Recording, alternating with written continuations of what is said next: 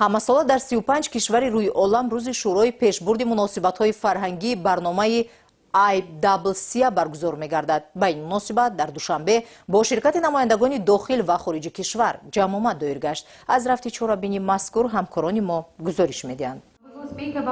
ҳамоиш бо иштироки намояндагони бахшҳои гуногуни Тоҷикистон ва Ҳиндустон баргузор гардид. Дар чорабинӣ изҳор карда шуд, ки барномаи ICCA 9 апрели соли 1950 созмон ёфт ва ҳоло дар 35 кишварҳои ҷаҳон марказҳои худро дорад. Барномаи мазкур ҷиҳати таҳсил, баландбарошани тахассуси касбӣ, забономӯзӣ ва санъату ҳунар амал мекунад. То ин муддат нафарони зиёде аз Тоҷикистон тибқи ин барнома ба Ҳиндустон сафар намуда таҳсили илм карданд.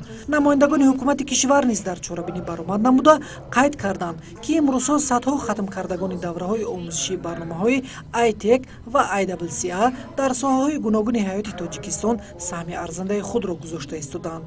ҷонибҳо дар соҳаҳои технологияҳои иттилоотӣ, махсусан омӯзиши барномаҳои муосири компютерӣ ва тарбияи кадрҳои тахассусӣ ҳамкориҳои фаъоли худро ба роҳ мондаанд. рӯзи ICCA яъне рӯзи созмони шӯрои пешбурди муносибатҳои фарҳангиро таҷлил намудем. ин барнома чанд кишварҳои ҷаҳонро барои таҳсилот дар Ҳиндустон ҷалб менамояд. дар чорабинӣ хатмкардагони барномаи мазкур ҷамъ омаданд ва барои онҳо як намоиши махсусе пешниҳод гардид. тибқи барномаи шӯрои пешбурди муносибатҳои фарҳангӣ нафарони зиёди аҳли ҳунар сафарбар гардидаву таҳсили илм намуданд. овозхони ҷавон Нозия Карматулло низ чанд сол дар Ҳиндустон дар муассисаҳои бонуфуз омӯзиши мусиқӣ кард ва маҳорати касбии худро сайқал дод.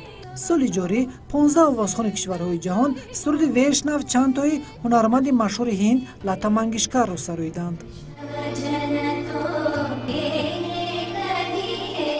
миёни ин овозхонаи рӯи олам Нозия Карматулло маҳорати волои худро нишон дода сазовори баҳои баланд гашт.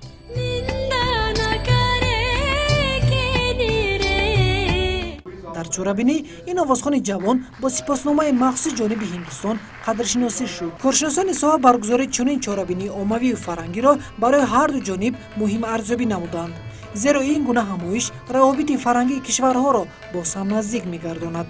дар охир ҳунармандони Тоҷикистон ва Ҳиндустон бо суруду мусиқӣ ва рақсҳои дилнишин хотири ҳамагонро болида намуданд.